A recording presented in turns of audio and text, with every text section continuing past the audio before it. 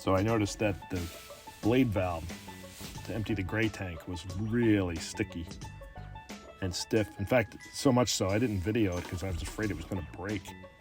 First thing I'm going to do, obviously, is empty the gray tank.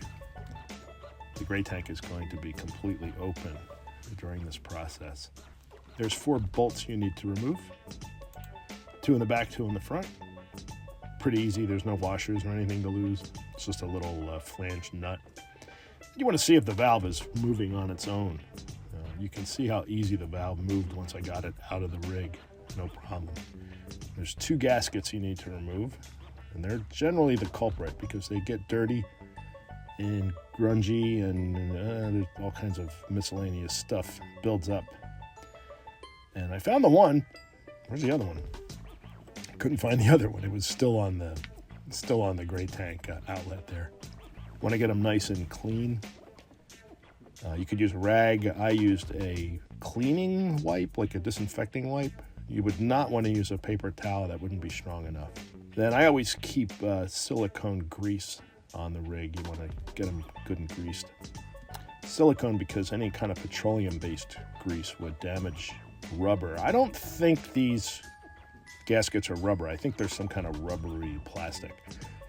But didn't want to take a chance, so I used pure silicone grease. That's the one that I use. And it's smear it around. It's a finger job. I guess you could wear rubber gloves for this job, but it's just gray water, so I wasn't too concerned. You can also wash the hose fitting and the cap. That gets pretty grungy too, since you have it off.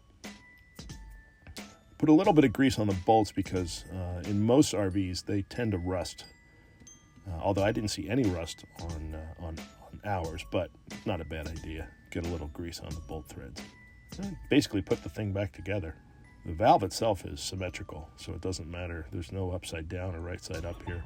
Get the 2 gaskets in, get the hose fitting back in place, and then you just replace those 4 bolts. Trick here is to not over tighten them because everything in this assembly is plastic. So you really just want them snug to the point that the valve doesn't leak. And then see how nice and smooth it is once you get it all cleaned and lubricated. That's it. Well done. Good luck.